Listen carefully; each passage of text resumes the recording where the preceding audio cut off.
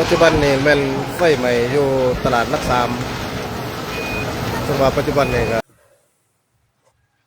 กราบทักทายสบายดีเด้อพ่อแม่พี่น้อง FC เบิดทุกผู้ทุกคนมื้อนี้ต้อนรับเข้าสู่ช่อง YouTube บ่าวสะคำ Channel พี่น้องมื้อนี้บ่าวสะคำ Channel สิพาไปเบิ่งไฟไหม้ตลาดหลักสามอยู่แขวงขมวนพี่น้องเอ้ยตามการรายงานของนักข่าวเพิ่นว่าก่อนสิเกิดเหตุไฟไหม้นะพี่น้องไหม้ตลาดนะเพิ่นว่าเกิดมาจากสาเหตุที่ว่าทางสร้างเวียดเพิ่นน่ะเสื่อมเหล็กนะพี่น้องเอ้ย เสื่อมเหล็กแบบเสื่อมแล้วมันมัดของไผของของทูบที่เฮาจอดนะทูบที่สร้างเวียดจอดน่ะมันกระเด็นไปใส่นะกระเด็นไปใส่เครื่องของใส่ผ้าแพร่แล้วมันเกิดไฟไหม้ขึ้นกระทันหันแล้วเอาบ่ทันบัดนี้มันแห้งอะนะเลยเกิดเพลิงไหม้ขึ้นนะพี่น้อง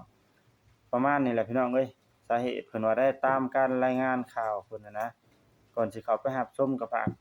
กดไลค์กดแชร์กดติดตามให้ช่อง YouTube บ่าวใส่คำนี่เด้อพี่น้องไปพี่น้องไปเบิ่งคลิปนำกันพี่น้องตามคลิปเด้อพี่น้องเด้อเบิ่งนำกัน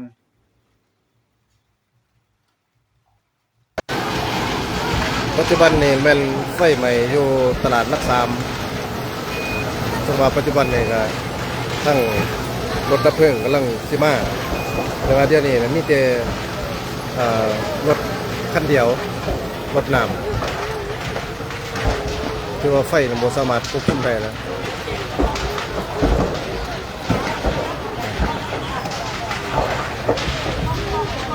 โอ้ถือว่าอันตรายเพิ่งมันล่มแน่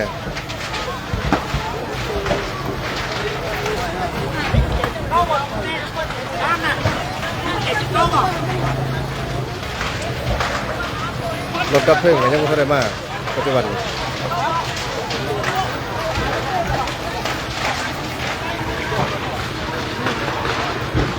สภาพก็สิวุ่นวายนะโอ้ตายแล้วไฟก็บ่แห้ง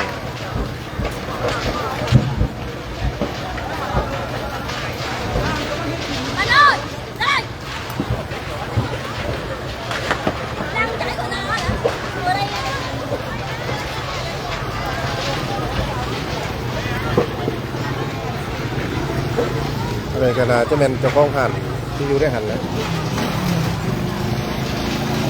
นี่รถรถน้ำของบริษัทพีเอ็มโอ้เขาไก่ไฟลายหมด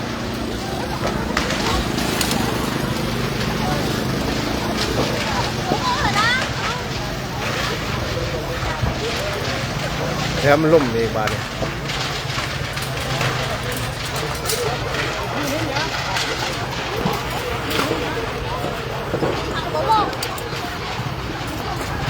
รถดับเพลิงเขียวไม้ไว้เด้อ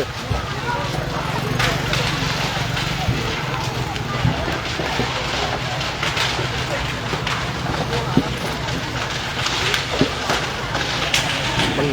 เข้าใกล้กันบ่ได้แล้วมันฮ้อน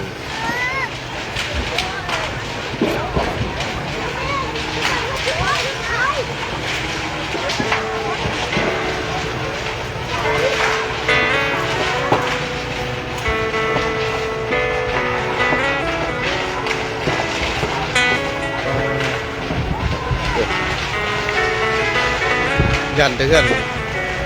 ก่อนหลัง3 ชั้นนั่นแหล้วไฟมันเข้าใกล้แห้ง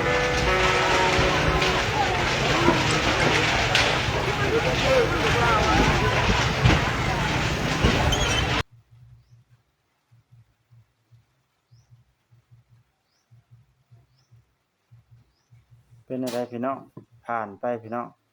อันนี้ตามการรายงานของช่องข่าวเพิ่นว่าเกิดจากสร้างเวียดจอดนะพี่น้องจอดหรือว่าเสื่อมเหล็กอะไรพี่น้องเฮ็ดให้มัดของไผน่ะไปกระเด็นใส่เครื่องของอันนั้นก็เลยว่ามันเกิดเพลิงไหม้ขึ้นนะพี่น้องตามที่ว่ารถดับเพลิงสิมานะพี่น้องเอ้ยเสียหายหมดเหลือก็เล็กน้อยพี่น้องสุดท้ายนี่ก็ฝากกดไลค์กดแชร์กดติดตามให้หน่อยเด้อพี่น้องกดติดตามให้หน่อยพี่น้องสบายดีพี่น้อง